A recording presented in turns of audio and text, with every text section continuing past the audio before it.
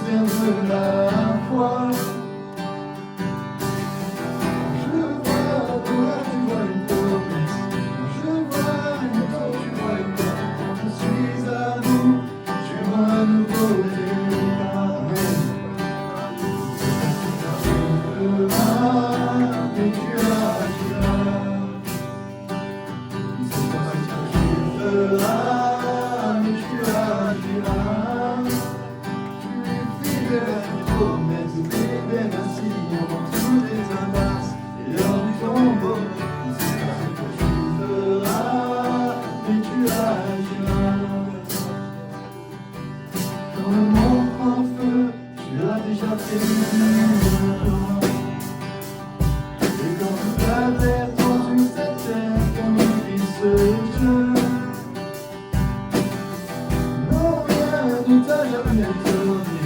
Non, rien ne peut t'intimiter. Quand tout s'effondre, après on peut rien contre nous. Tu ne sais pas ce que tu feras, mais tu agiras. Tu ne sais pas ce que tu feras, mais tu agiras. Tu feras des promesses et des nations dans toutes les impasses et lors du tombeau. Tu ne sais pas ce que tu feras, mais tu agiras. Tu m'as sorti de l'Égypte, lancé dans la mer, désormais libre de louer, tout s'accomplit en toi.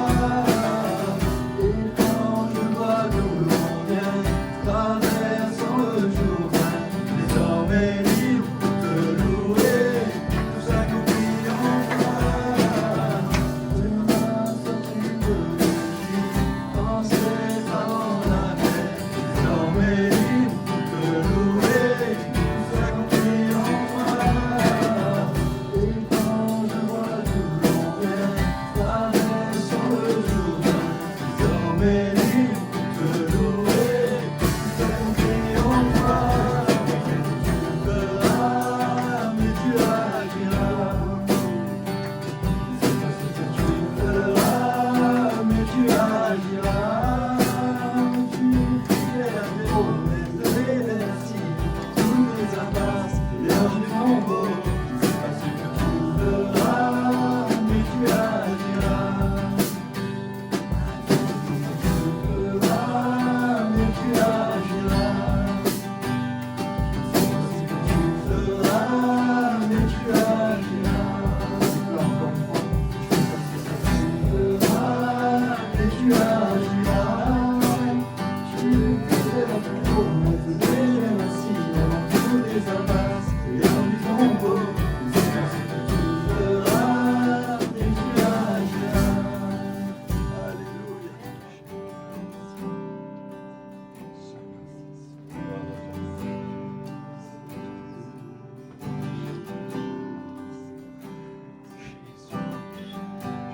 Maintenant et la création, Fils unique du Dieu très haut, mystère de ta gloire révélé, en toi Christ notre Seigneur. Ce nom si merveilleux, oh ce nom si merveilleux, le nom de Jésus-Christ mon roi. Oh ce nom si merveilleux, sa beauté sans pareil. Oh ce nom si merveilleux, le nom de Jésus.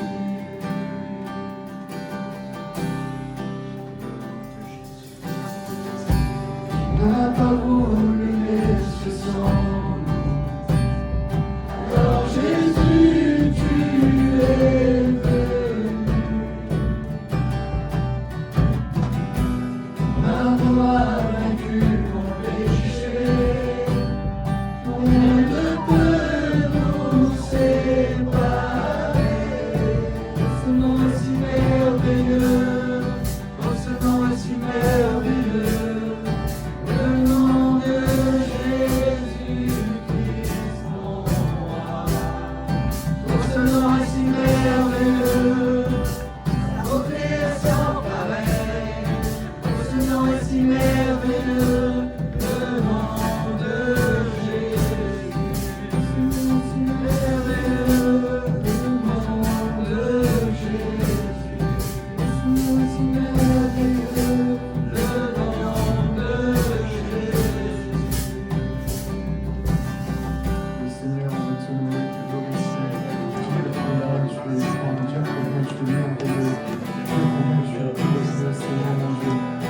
Je ne dis pas toi, Seigneur, pour nous sauver, pour nous sortir de là où nous étions. Merci, Seigneur, parce que ce matin, on peut répondre à ton appel, Seigneur. Tu veux simplement notre cœur, tu veux simplement notre louange, Seigneur. Alors, mon Dieu, Seigneur, reçois toute louange, reçois ta louange. Merci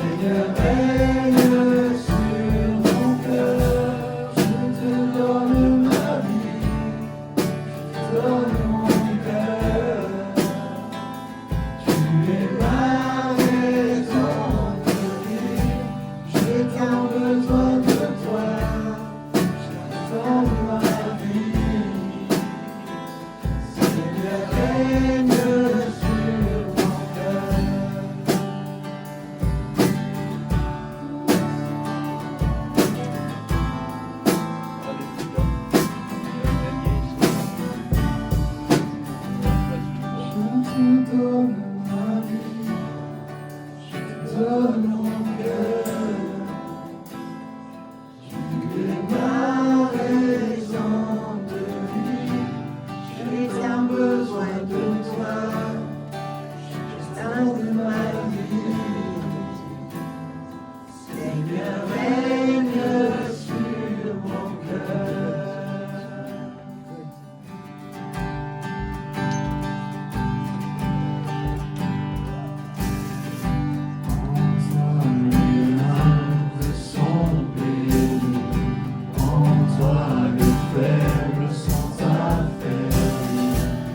cœurs brisés, tu établis. Dans la vie, cet amour qui peut libérer, cet amour qui peut restaurer, nous appelle par notre nom, nous appelle par notre nom. Dieu qui créa tout l'univers, ce Dieu qui va mourir au calvaire, nous appelle par notre nom, nous appelle par notre nom.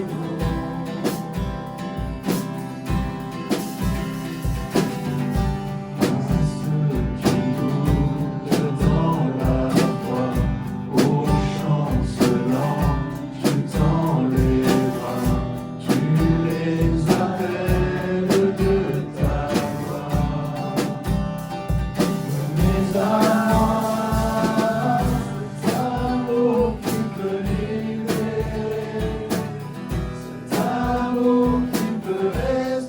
qui peut restaurer,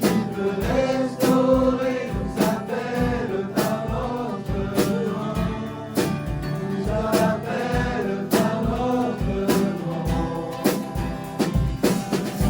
Dieu qui créa tout l'univers, ce Dieu qui va mourir au calvaire, nous appelle par notre nom, nous appelle par notre nom.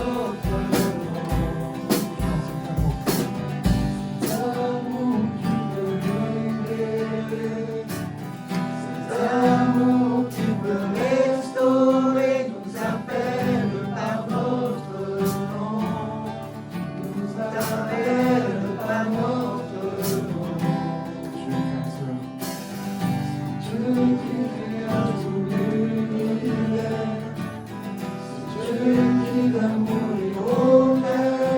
nous appelles à la croix. Ta voix, tu nous appelles à la croix. Ta voix,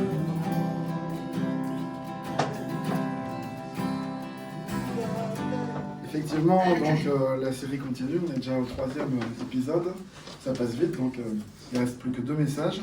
Et le titre du message d'aujourd'hui, ça s'appelle les investisseurs. Donc je vais en parler un petit peu après, qu'est-ce que ça veut dire les investisseurs. Mais j'aimerais commencer ce message en posant une question. Quand on parle du thème des défis, ça englobe plusieurs choses.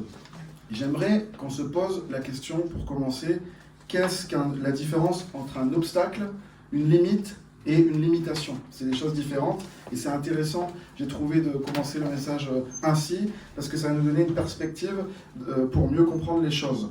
Alors un obstacle, quand on prend la définition, un obstacle, c'est forcément qu'il y a de l'opposition, mais ça sous-entend qu'on peut franchir l'obstacle. Donc c'est un obstacle, c'est un défi qui n'est pas infranchissable. Si on prend l'exemple d'une course de sport, l'athlétisme, vous voyez qu'il y a des obstacles et les sportifs, ils franchissent les obstacles. La limite, c'est un point qu'on ne peut pas dépasser normalement, donc naturellement. On peut parler aussi de limite d'âge, c'est-à-dire que si tu as 20 ans, tu n'as pas 21 ans, il y a une limite. La limite d'un territoire, si on est dans le Vaucluse, il y a une limite, à un moment donné, on est dans la Drôme, et c'est ce qu'on appelle une frontière. Il y a la limite du naturel et du surnaturel. Mais nous savons qu'on a un Dieu qui, lui, est surnaturel. Donc, combien même il y aurait une limite naturelle, on peut aussi compter sur Dieu pour que cette limite, alors qu'il y a du naturel, ça se passe en surnaturel. Amen. Et j'aimerais souligner quelque chose ce matin, c'est la limitation. La limitation, qu'est-ce que c'est? La limitation, c'est l'action de fixer des limites selon ce qu'on croit être le mieux ou le plus juste. Par exemple, quand on prend le code de la route, vous savez, il y a des limitations, on appelle ça des limitations de vitesse. Et on croit au code de la route, n'est-ce pas? Normalement, pour la plupart. Et si c'est 80, on se limite à 80 par rapport à ce qu'on croit, donc on établit une limite. Mais en vérité, la voiture, elle peut aller à bien plus que 80, n'est-ce pas? Donc comme on croit quelque chose, c'est une limitation et on se fixe donc des limites. Pour prendre un autre exemple, si tu crois que tu ne peux pas te réconcilier avec ton frère ou ta sœur, eh bien, tes relations vont se limiter à bonjour, au revoir. En fin de compte, la relation pourrait être bien différente, mais tu t'es fixé des limites et tu es dans la limitation. Quand on croit qu'on ne peut pas faire quelque chose, donc on se limite. C'est ce qui s'appelle une croyance limitante. Est-ce que vous avez déjà entendu parler de ce terme? Croyance limitante. On va reparler un peu plus tard. Et si on regarde donc nos défis, parce que nous sommes dans la série Les défis pour le chrétien d'aujourd'hui, si on regarde vraiment tous les défis qu'on a à vivre, à aborder, eh bien, en plus de ça, si on regarde avec la parole de Dieu, toutes les promesses de Dieu, on s'aperçoit que nos défis sont principalement des obstacles qu'on est capable de franchir. Donc comme le sportif qui saute les haies en athlétisme, les chrétiens donc ont des obstacles, principalement on est capable de franchir ces obstacles. Les défis des chrétiens aujourd'hui sont rarement des limites infranchissables. Et parfois, c'est ce que je venais de dire, les chrétiens ont des défis qui comportent des limitations qu'on se fixe nous-mêmes, c'est ce que je disais, des croyances limitantes. Donc, dans tous les défis, les chrétiens aujourd'hui, avec leurs défis, on a des obstacles qu'on peut franchir, amen. On a rarement des limites infranchissables. Et c'est ce que je disais tout à l'heure. Des fois, c'est l'action du Saint-Esprit, c'est le surnaturel de Dieu qui prend le relais. Et parfois, donc, bien souvent même, ça comporte des limitations qu'en fait, on se fixe nous-mêmes. On se met nous-mêmes parfois des limites et des obstacles. Et on croit, et c'est des croyances limitantes. La Bible nous montre que l'on est créé pour le défi. Dieu est un Dieu de défi et nous sommes créés pour le défi. La Bible, au travers de toute la Bible, on voit il y a plein d'hommes et de femmes qui ont eu des défis. On voit Moïse qui a eu pour défi de libérer le peuple d'Israël, on en a parlé juste avant. David, qui était pourtant un jeune berger, il avait comme défi de combattre un géant. Le roi Josias aussi, qui était très jeune, il a eu comme défi de mener une réforme pour amener son peuple à la repentance.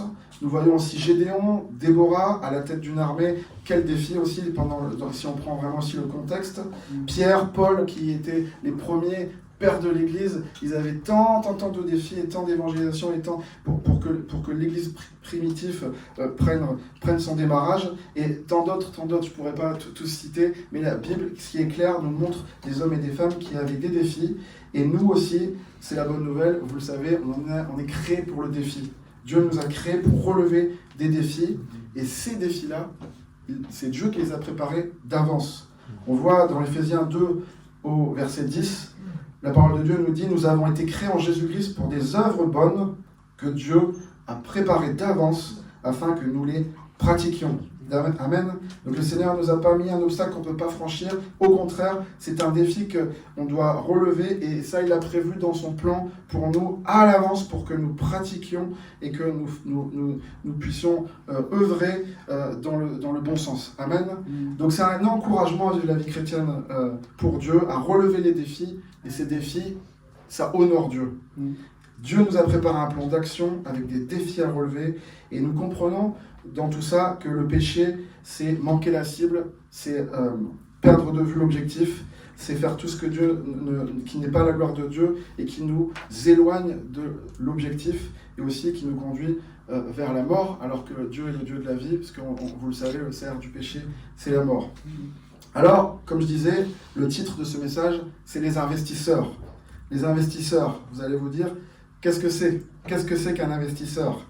Un investisseur, c'est dans le monde de la bourse, dans le monde des entreprises, ce sont des personnes qui apportent de l'argent afin de favoriser le développement d'une entreprise avec comme objectif principal faire croître, faire fructifier l'argent et avec le temps, en prenant en compte aussi la notion du temps.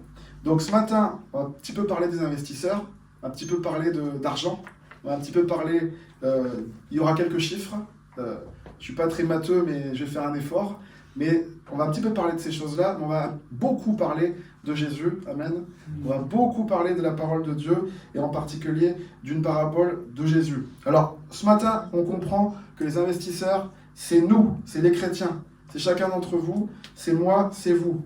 Dieu nous a créés pour relever des défis et faire de nous des investisseurs, amen. Des investisseurs qui portent du fruit pour Dieu dans le temps. Amen, avec le temps que Dieu nous a donné sur cette terre. Donc on retrouve exactement les caractéristiques d'un investisseur d'une entreprise ou de la bourse.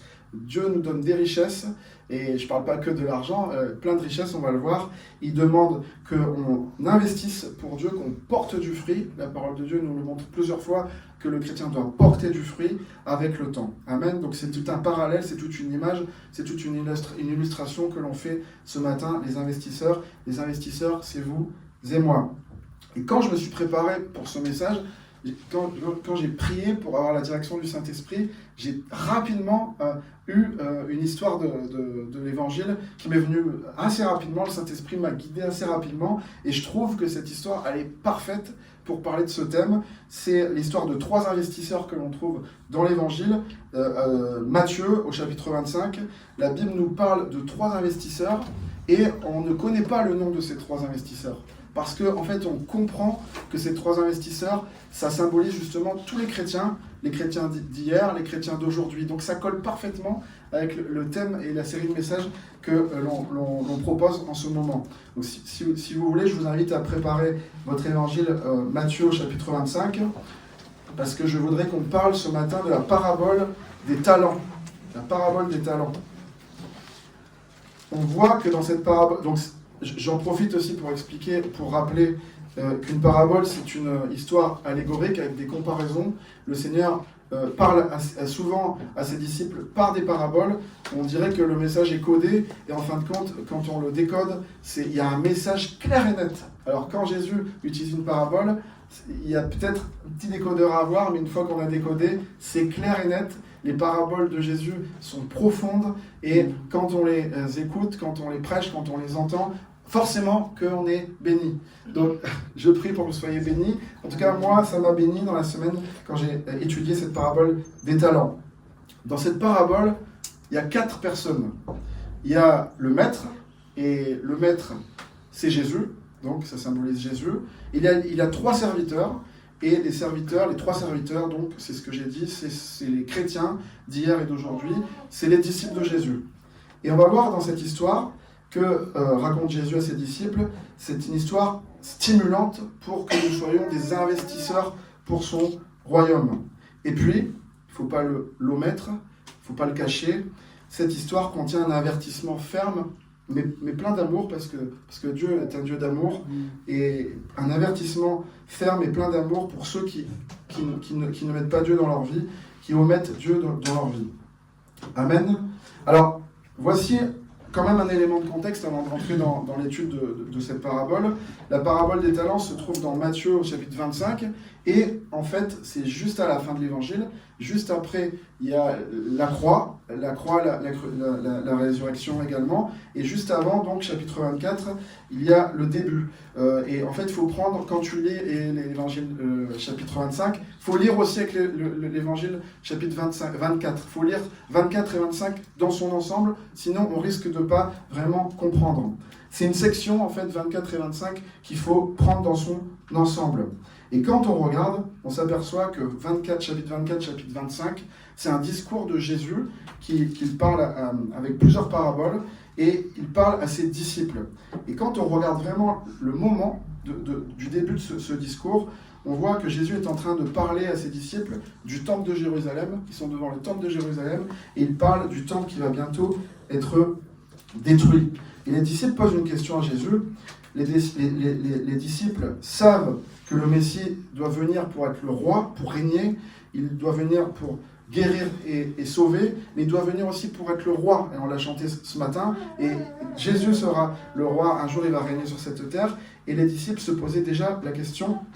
Et ils voyaient Jésus qui allait régner comme un libérateur presque politique, qui allait renverser l'Empire romain, qui allait délivrer Israël. Et nous savons que ces choses arriveront un jour, mais nous l'avons chanté ce matin. Le Seigneur Jésus, il règne avant tout sur notre cœur. Amen. Le Seigneur Jésus règne sur notre cœur, et un jour, les prophéties nous le montrent, il va régner sur cette terre. Amen. Et les disciples donc demandent, quand arrivera-t-il ceci ? Quel sera le signe de ton avènement et la fin du monde ? C'est une question aussi qu'on se pose aujourd'hui. Avec tout ce qui se passe, qu'on voit aux infos, dans les journaux, on peut souvent se poser la question, quand Jésus tu vas revenir ? Et quand ce sera la fin des temps, et quand le Seigneur va-t-il régner dans son éternité sur la terre et sur le ciel ? Il est intéressant de voir, donc dans ce discours, c'est une réponse que Jésus fait à cette question à ses disciples. Le Seigneur Jésus, dans sa réponse, il ne donne pas une chronologie exacte, il ne donne pas tout comment ça va se passer à ses disciples, il n'explique pas vraiment les choses. En fin de compte, il dit, pour ce qui est du jour et de l'heure, personne ne le sait. Ni les anges des cieux, ni le Fils, c'est-à-dire Jésus dit qu'il ne sait pas, il dit seulement le Père le sait. Amen. Alors, Jésus, il répond à ses disciples à une question. Je vous l'ai dit, ça dure 2 chapitres, donc c'est long, c'est une longue réponse, alors qu'il ne sait pas. Alors vous allez me dire pourquoi Jésus utilise beaucoup de temps, une grande réponse, un discours qui fait 2 chapitres, s'il ne sait pas. En fin de compte, son discours est riche, il y a plusieurs paraboles, la parabole du serviteur fidèle, les vierges folles et sages que vous connaissez, la parabole des boucs et des brebis, et la parabole des talents. Et dans ces quatre paraboles, le Seigneur parle principalement de l'attitude que l'on doit avoir dans cette attente, sachant qu'on sait que Jésus va revenir. Jésus ne nous dit pas quand, il ne nous dit pas exactement les investissements qu'on doit faire, mais il nous donne l'attitude qu'on doit avoir, c'est-à-dire l'attendre et le servir. Donc le premier point à retenir ce matin, c'est que Jésus nous dit l'attitude de l'investisseur est plus importante que les investissements. L'attitude de l'investisseur, c'est déjà plus important en soi que les investissements qu'on va faire. Dans cette attente, on va le servir bien évidemment, mais le Seigneur il pointe directement le cœur que l'on doit avoir et l'attitude. Tu vas pouvoir faire des bons investissements comme un bon investisseur, mais le Seigneur d'abord il te met en introduction ton cœur qui est principal, c'est ton attitude. L'attitude de l'investisseur est important, très important pour le Seigneur. Amen. Donc je vous propose de justement lire cette parabole ensemble, et puis après on va voir plusieurs points intéressants. Évangile donc de Matthieu, chapitre 25. Il en sera comme d'un homme qui, partant pour un voyage, appela ses serviteurs et leur remit ses biens. Il donna 5 talents à l'un, 2 à l'autre, et un troisième, et au troisième à chacun sa capacité, et il partit. Aussitôt, celui qui avait reçu les 5 talents s'en alla, les fit valoir, et gagna 5 autres talents. De même, celui qui avait reçu les deux talents en gagna 2 autres. Celui qui en avait reçu qu'un alla faire un creux dans la terre et cacha l'argent de son maître. Longtemps après, le maître de ses serviteurs revint et lui fit rendre compte. Celui qui avait reçu les 5 talents s'approcha en rapportant 5 autres talents. Et il dit, « Seigneur, tu m'as remis 5 talents, voici j'en ai gagné 5 autres. » Son maître lui dit, « C'est bien, bon et fidèle serviteur. Tu as été fidèle en peu de choses, je te confierai beaucoup. Entre dans la joie de ton maître. » Celui qui avait reçu les 2 talents s'approcha aussi, et il dit, « Seigneur, tu m'as remis 2 talents, voici j'en ai gagné 2 autres. » Son maître lui dit, « C'est bien, bon et fidèle serviteur, tu as été fidèle en peu de choses, je te confierai beaucoup, entre dans la joie de ton maître. » Verset 24, celui qui n'avait reçu qu'un talent s'approcha ensuite et il dit, « Seigneur, je savais que tu es un homme dur, qui moissonne où tu n'as pas semé, qui amasse où tu n'as pas vanné. J'ai eu peur et je suis allé cacher ton talent dans la terre. Voici, prends ce qui est à toi. » Verset 26, son maître lui répondit, « Seigneur, serviteur méchant et paresseux, tu savais que je moissonne où je n'ai pas semé, que j'amasse où je n'ai pas vanné. Il te fallait donc remettre mon argent au banquier, et à mon retour, j'aurais retiré ce qui est à moi avec un intérêt. Ôtez-lui donc le talent et donne-le à ceux qui a les 10 talents. Car on donnera à celui qui a, et il sera dans l'abondance, mais celui qui n'a pas, on ôtera même ce qu'il a. Et le serviteur inutile, jetez-le dans les ténèbres du dehors, où il y aura des pleurs et des grincements dedans. » Waouh! Quelle parabole de Jésus! Amen. Nous comprenons donc que Jésus, c'est le maître. Il part pour un long voyage et il va revenir assurément, ce que nous croyons. On croit que Jésus va revenir, on croit qu'il est parti et qu'il va revenir. Et nous identifions donc là vraiment bien la notion d'attente que je parlais juste avant. Le maître, dans la parabole, il appelle ses serviteurs, donc nous, les chrétiens, il leur remet ses biens. Le maître donne à chacun, selon ses capacités, nous dit la parabole, une part de ses richesses. Et attention, parce que si on lit un peu trop vite la parabole, on peut croire que les talents que donne le maître sont des capacités. Mais la parabole nous dit qu'il donne une part de ses richesses à chacun selon ses capacités. C'est pas la même chose. Et le mot talent, la parabole des talents, en français, on fait tout de suite le jeu de mots, les talents, les capacités. Et alors qu'en vrai, dans cette histoire, les talents ne sont pas des capacités. Les talents, ce n'est pas des capacités, ce n'est pas des dons. Par contre, le Seigneur donne des talents différents à chacun selon qu'il a la capacité de les administrer. Et dans le contexte, qu'est-ce que c'est vraiment alors que les talents? Les talents, c'est tout simplement des sommes d'argent considérables. Des sommes d'argent considérables, très très très importantes. 5 talents pour l'un, 2 talents pour l'autre et un autre qui reçoit 1 talent. Alors, cette semaine aussi, j'ai regardé beaucoup de sites archéologie, histoire antique, et j'ai cherché, j'ai fouillé par rapport à la monnaie, à l'argent. C'était pas les dollars, c'était pas les euros, c'était les drachmes. On gagnait des drachmes. Et une bonne journée de salaire, c'était 1 drachme, nous dit l'histoire antique et les recherches. Et on sait qu'un talent, ça correspondait à 10 000 drachmes. Imaginez, 10 000 drachmes pour 1 talent. Vous avez l'histoire dans la parole de Dieu, vous savez, avec la pièce qui est dans la bouche du poisson pour payer l'impôt. Et on appelle ça la 10 drachmes. Ça veut dire qu'il y avait 2 drachmes, 2 journées de salaire dans la bouche du poisson. Vous connaissez cette histoire où Jésus il fait un miracle. Ça correspond à une bonne journée de salaire pour un bon ouvrier, pour un bon serviteur avec son maître. Alors, je vous avais dit qu'on ferait un peu de calcul, un peu de chiffres. Quand on regarde celui qui a reçu donc 5 talents, il a reçu en réalité donc 50 000 drachmes. Donc ça veut dire 50 000 jours de salaire. Waouh, je vous avais dit que c'était considérable, énormissime. Et 50 000 jours, si on le convertit en années, ça fait 137 ans. Ouh, 137 ans. Donc on peut dire aisément, il est multimilliardaire, le premier. 5 talents, il est multimilliardaire. Waouh! Celui qui a reçu 2 talents, donc c'est la même chose, c'est le même calcul, 20 000 drachmes, il a reçu 20 000 jours de salaire, il a 55 ans de salaire. Ouh! Il est milliardaire, lui. C'est bien, hein, milliardaire. Le premier multimilliardaire, le deuxième milliardaire. Waouh! Somme considérable que le maître lui a donné pour administrer ses biens.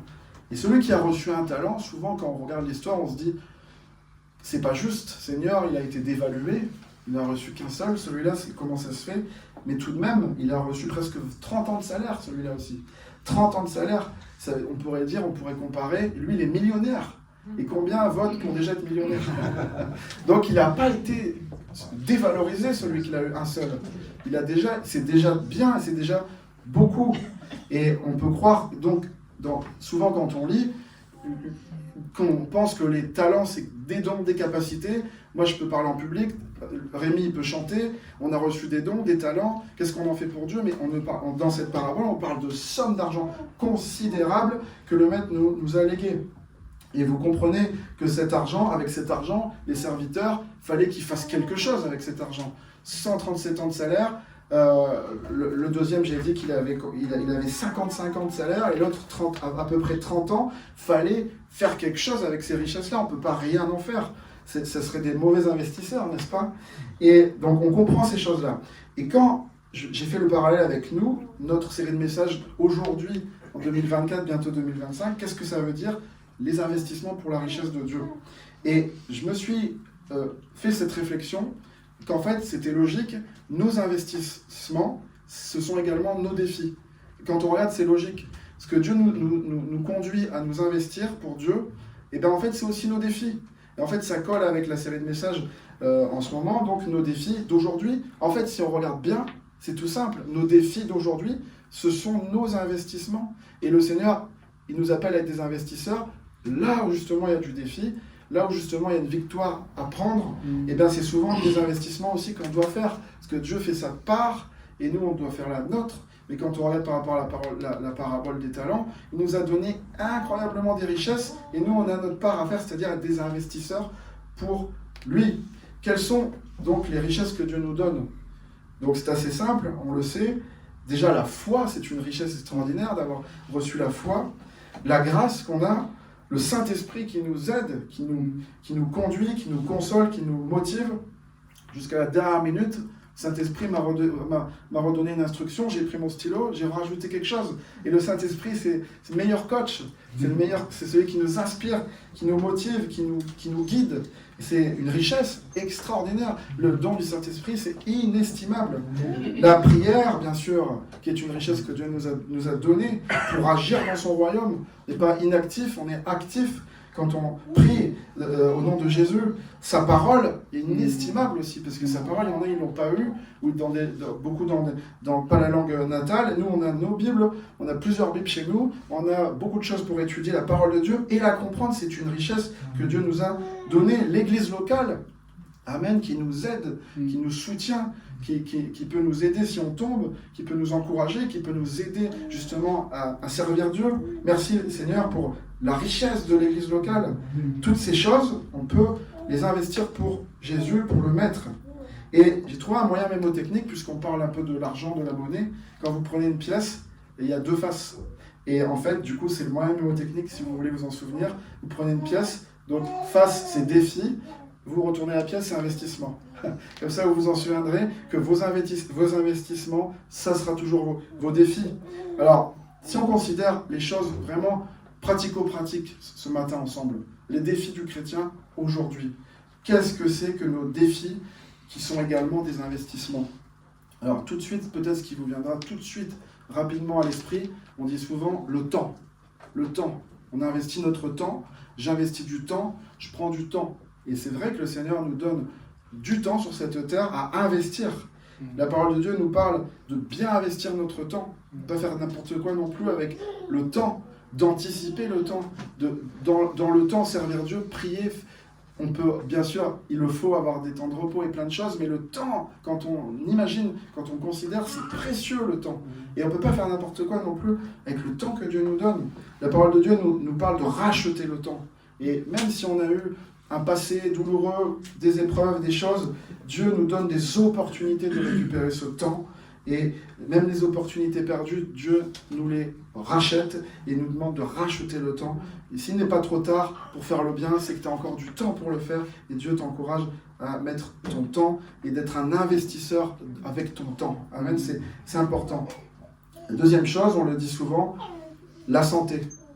On investit avec notre corps, notre âme et notre esprit. Ces trois dimensions de l'être humain. Ta santé est importante. Pour être bien dans ton corps, bien dans ta tête. C'est important d'investir pour ta santé aussi. Pour bien servir Dieu, pour être un investisseur, il faut déjà aussi être en bonne santé physique, bonne santé morale, bonne santé spirituelle. Amen. C'est pour ça que moi, le vendredi, je fais du foot. Et le dimanche, je viens prier. Amen. Enfin, je plaisante, mais il faut prendre soin. Et je vous assure que ça me fait du bien de faire du sport. Ça me fait du bien de prier. Et c'est un tout, je pense. C'est très important d'investir. C'est important de ne pas abîmer son corps. C'est ce que j'avais envie vraiment de dire. Et pareil pour le moral. Le monde du travail, c'est un défi pour le chrétien. Et je vais aller rapidement sur ce sujet parce que Philippe en a tellement bien parlé dimanche dernier. Être intègre au travail, éviter les choses pas claires, s'entendre avec les collègues de travail, sa hiérarchie, ou si on a des clients, c'est un défi aussi pour le chrétien aujourd'hui. C'est pas toujours simple. Il faut des fois se positionner, Philippe en a parlé, il faut des fois aussi être ferme, et puis des fois il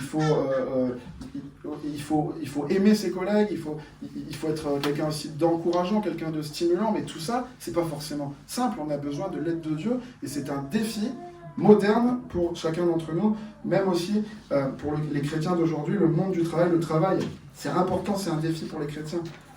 Et puis ce qui me tenait vraiment à cœur de parler, c'est un défi pour chacun d'entre nous, c'est la famille.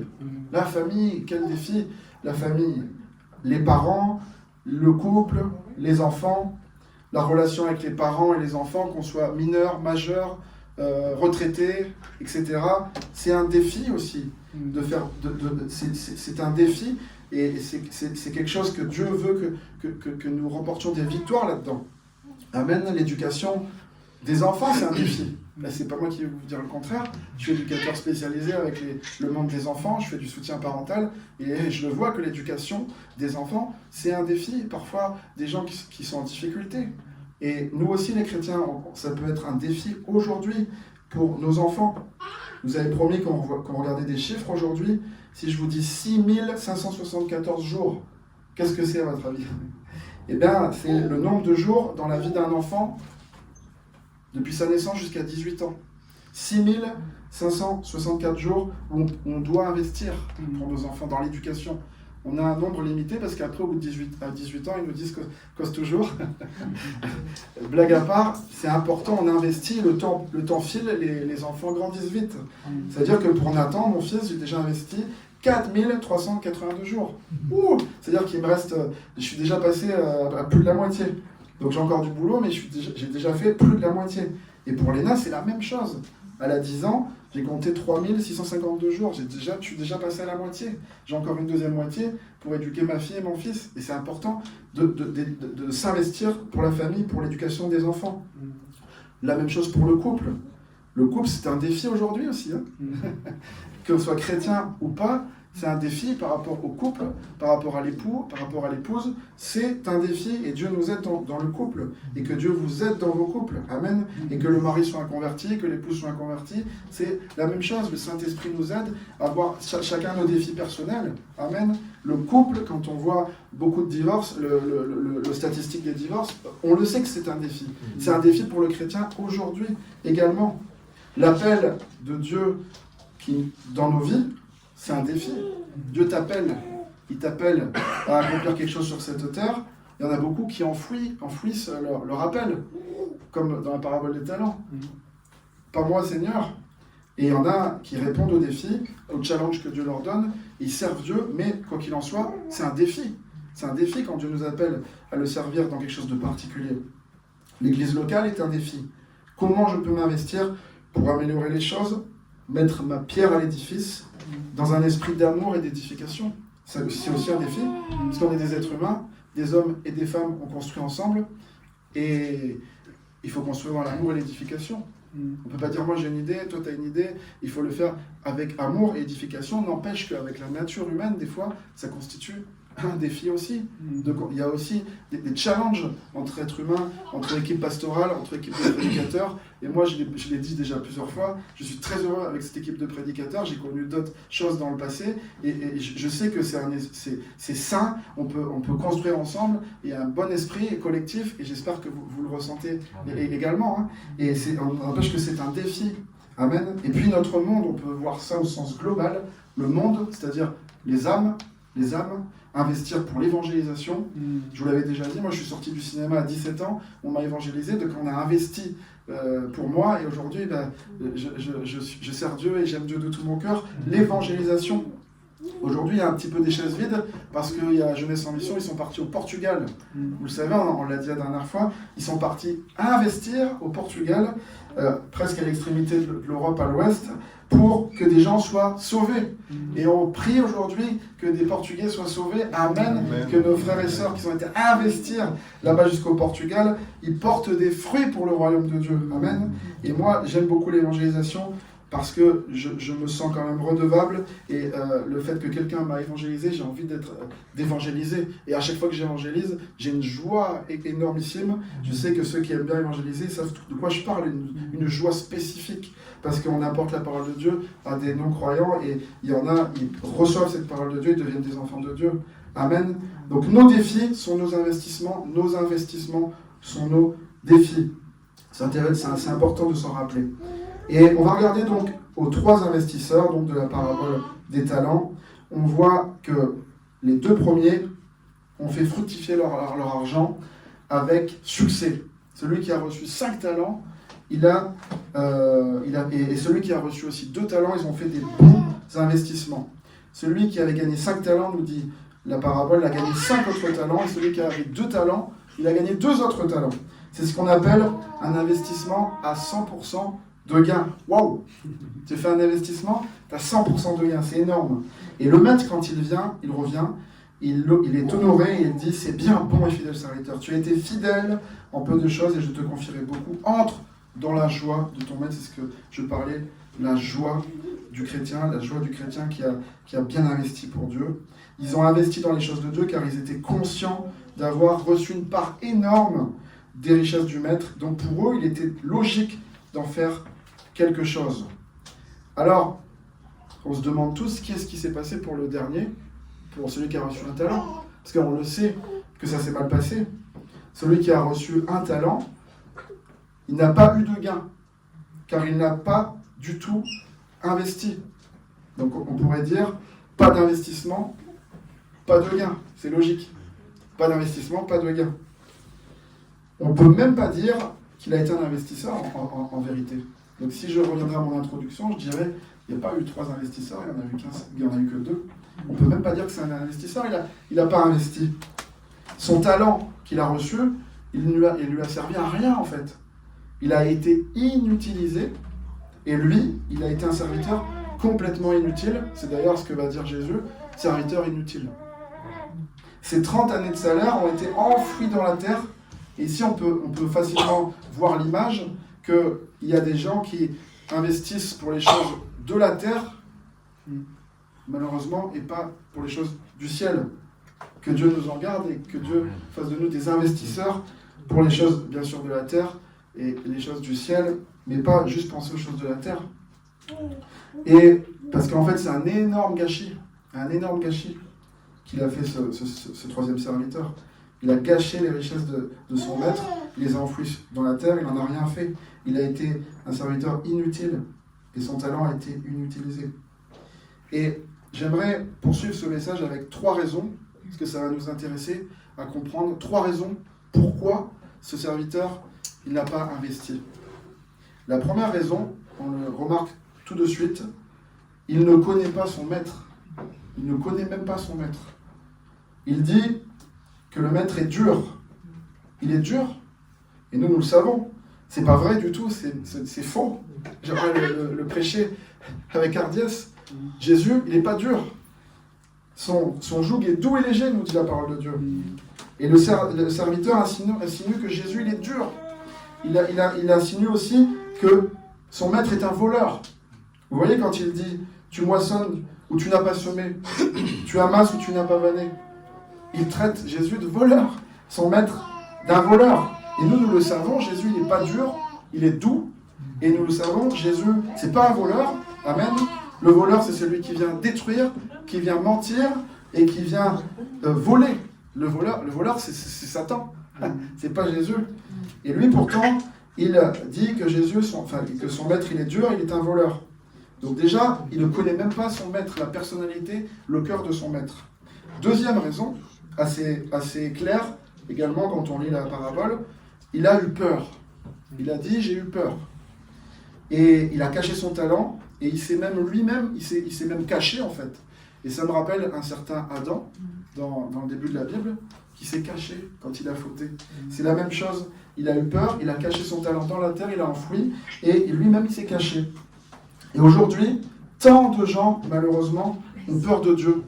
Tant de gens ont peur de Dieu à cause de leur péché, de leur passé. Il y en a, ils ont peur de la religion, peur de l'Église, peur de la Bible, etc. Et ça, c'est ce que je disais tout à l'heure en introduction, c'est des croyances limitantes, en fait. On se limite à être béni par Dieu, et quand on regarde dans la parole de Dieu, quand on regarde dans la parabole des talents, on voit que Jésus, il n'y a pas besoin d'avoir peur de Jésus, au contraire, on doit se blottir dans les bras de Jésus, parce que Jésus est bon, Dieu est bon, et j'aimerais te dire, si tu ne connais pas le Seigneur Jésus, n'aie pas peur de faire connaissance avec ton Maître ce matin, et fais connaissance avec ton Dieu, tu ne le regretteras pas, fais cet investissement, amen, tu ne le regretteras jamais, jamais, jamais, amen. Donc, ce serviteur, si on fait le parallèle, c'est pas un chrétien, c'est même pas un investisseur, et troisième chose, il rend le talent à son maître. Quand le talent revient, il lui rend. Il n'accepte pas son amour, sa grâce, il n'accepte pas son salut. En un mot, il n'accepte pas vraiment son existence, ce qu'il est. Le serviteur, on ne peut pas dire que c'est un croyant, on ne peut pas dire que c'est un chrétien. Il ne comprend pas la valeur inestimable du don de Dieu pour sa vie. Et c'est intéressant de voir que le maître, il va lui dire, t'aurais pu utiliser ton talent avec la banque. Alors je me suis dit, qu'est-ce que ça veut dire? La banque. Vous savez que la banque, c'est quoi? C'est une banque, tu mets l'argent, ça met des intérêts. Et le maître parle de la banque à ce serviteur, comme pour lui dire, tu n'as rien fait de ton talent, tu n'as rien fait de des richesses, tu aurais même pu faire des dons et des offrandes, même avec un esprit religieux, c'est pas ça qui sauve, mais ça aurait béni peut-être des gens sur la terre. C'est-à-dire qu'il a manqué de respect au maître, il a enfoui son talent, il s'est complètement désintéressé de Dieu. Et c'est ça qui est grave et qui est triste. Et la réaction du maître, elle est terrible, mais elle est juste. Le maître va dire que ce serviteur est méchant et inutile, il va retirer ce qu'il a, et le serviteur le regrettera amèrement, avec larmes et pour l'éternité. C'est triste. Mais pour les chrétiens, pour les serviteurs de Dieu, pour les vrais investisseurs, j'avais envie de les appeler les investisseurs de talent, pour faire le jeu de mots, amen, avec les richesses que Dieu nous donne. Qu'est-ce que dit la parole? Ils entreront dans la joie de leur maître, amen, dans la joie éternelle de leur maître, la joie de leur maître et leur sauveur Jésus-Christ. C'est une promesse pour chacun d'entre nous, entrer dans sa joie. Amen. Amen. Qu'est-ce que c'est beau, qu'est-ce que c'est stimulant. Et j'aimerais conclure ce message, j'aimerais inviter le groupe de louanges à se préparer. Jésus, il connaît les défis des disciples, il connaît nos défis d'hier et d'aujourd'hui. Il connaît nos défis, il veut nous aider à administrer tous ces biens, pas juste un petit talent que Dieu nous donne. Après, c'est vrai que Dieu nous donne beaucoup de capacités, beaucoup de talents, grâce à gloire lui soit rendue, mais il nous donne infiniment plus, une part de sa richesse énorme. On peut dire qu'on est des milliardaires, des multimilliardaires, des millionnaires, amen. Donc il faut faire quelque chose de ce que Dieu nous donne. Notre famille, pour moi, c'est le plus important. Amen. Donc nous avons reçu, et il est évident et naturel d'investir, et c'est vraiment le cœur de ce message, investissez pour le royaume de Dieu. Et comme le serviteur qui a reçu un talent, il ne connaissait pas, donc il ne pouvait pas investir, et je t'invite à rencontrer Dieu ce matin, c'est très important, et tu pourras devenir un investisseur de Dieu. Et un jour, Jésus nous dira, bon et fidèle serviteur, entre dans la joie de ton maître. C'est ce qui nous motive à aborder nos défis. Aujourd'hui, j'espère que c'est ce qui vous motive à poursuivre sur le chemin avec Jésus. Et comme le chant qu'on va chanter, un jour, il viendra me chercher, et dans sa maison, j'habiterai. Amen. Et dans sa présence, il y aura tellement de joie. Dans sa présence, il y aura tellement de joie. Prenez vraiment ce message pour répondre à la parole de Dieu, que le Saint-Esprit agisse dans vos cœurs. Et si vous avez besoin de prier, de répondre, faites-le. Parce que je crois que vraiment le Seigneur veut vous motiver, veut vous remotiver. Il veut faire de vous des investisseurs pour Jésus. Il veut faire de vous des personnes qui vont réussir tous leurs défis. Amen. Parce que Dieu nous en donne les capacités, la force et le soutien. Amen. Et j'aimerais honorer ce matin ma famille. J'aimerais dire à Elodie que je l'aime.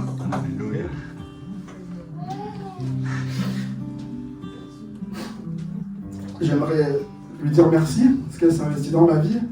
Elle m'a mis une belle chemise, elle m'a repassé une belle chemise. Et j'aimerais honorer mes parents aussi. Est-ce que vous pouvez vous lever? Merci à papa, merci à maman, qui se sont investis dans ma vie. C'est pas toujours facile d'éduquer Romain, mais merci. Et j'aimerais proposer à ma mère de venir prier. C'est quelqu'un qui s'investit dans la prière. Si tu veux bien. Elle a fait des progrès dans la prière, je vous l'assure. Son truc à elle, c'est de prier. Elle fait partie d'un groupe d'intercesseuses dans son église dans le Nord. Et c'est comme ça qu'elle s'investit. Elle prie, elle intercède. Du coup, je vais lui donner l'honneur d'intercéder pour nous par rapport à ce sujet. Et juste après, il va y avoir Rémi qui prend le relais, qui va chanter. Je vous invite à ne pas rester assis, à se lever et pour répondre au Seigneur. Amen.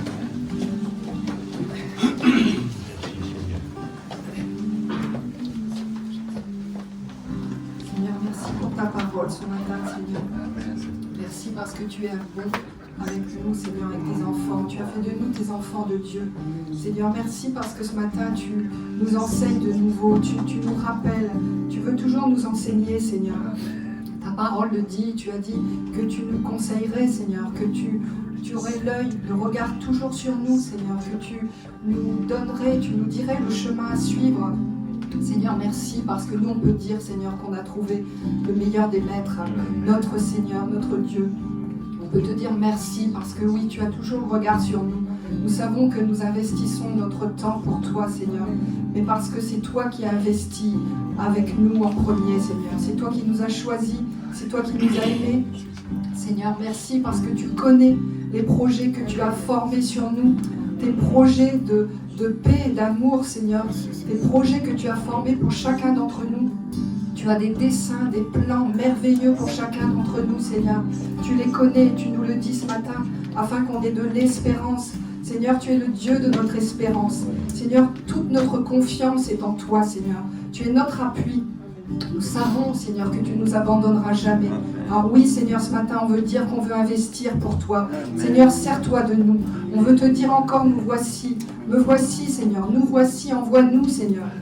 Pour chacun, tu as déposé des talents, Seigneur. Et tu sais, Seigneur, ce que tu veux faire avec chacun d'entre nous. Oh Seigneur, tu es fidèle et bon, Seigneur. Et nous savons, Seigneur, que ta parole s'accomplira. Tu l'as dit, Seigneur. Attends la promesse, écris-la. Et elle s'accomplira. Alors ce matin, moi, je veux te dire merci de tout mon cœur. Merci pour cette église merveilleuse. Merci pour mes frères et sœurs. Parce que même, Seigneur, partout où on va, Seigneur, entre frères et sœurs, Seigneur, on se trouve bien à la maison.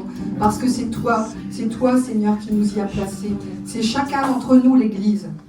Alors merci pour chacun d'entre nous, Seigneur, qui formons ce corps, Seigneur, dont tu es la tête et nous sommes chacun ses membres. Et chacun, Seigneur, pour ses membres, tu veux qu'on soit actif.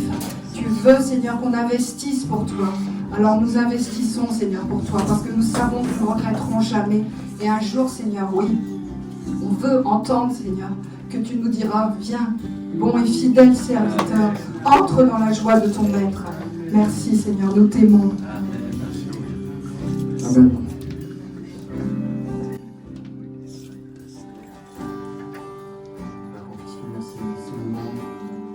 Sachant et ayant cette assurance que le Seigneur il demande qu'on puisse investir pour lui, de savoir que l'on ne manquera jamais de rien, de savoir qu'il est le rémunérateur de toutes choses. On va déclarer éternel mon berger, de rien je ne manquerai. C'est que le Seigneur il a des choses encore merveilleuses pour nous, merveilleuses. Peut-être des défis pour nous, des défis qu'il a prévu qu'on puisse en sortir vainqueur, alors qu'on puisse le déclarer. Toujours le bonheur et la grâce m'accompagneront, qui est avec nous. Amen.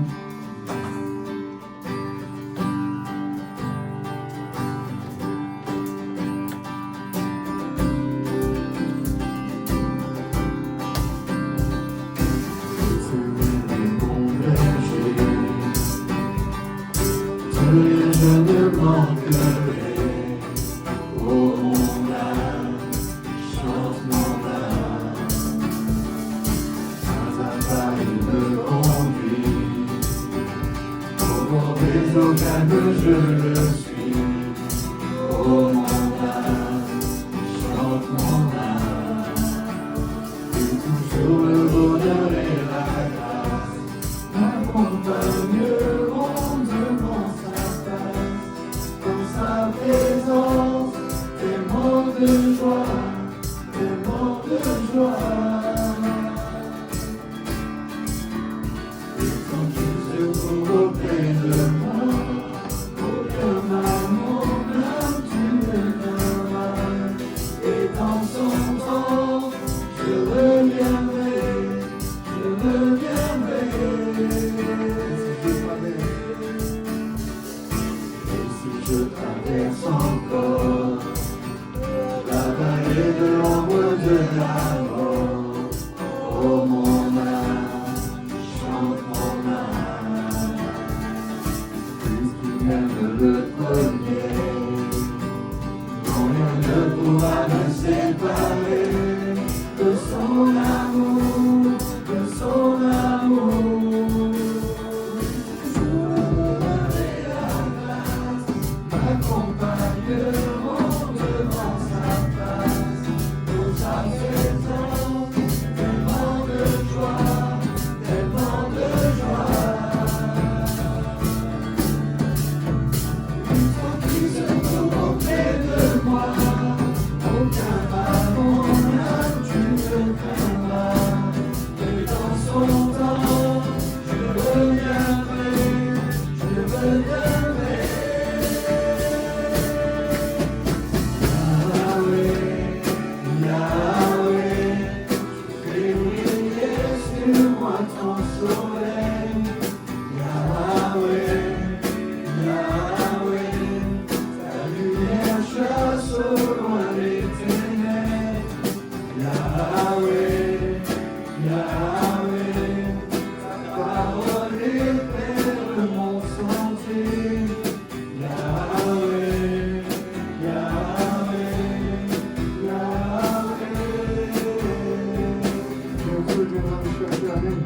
Dieu viendra me chercher, et dans sa maison j'habiterai.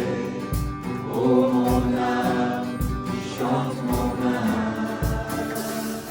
Cesse jusqu'à son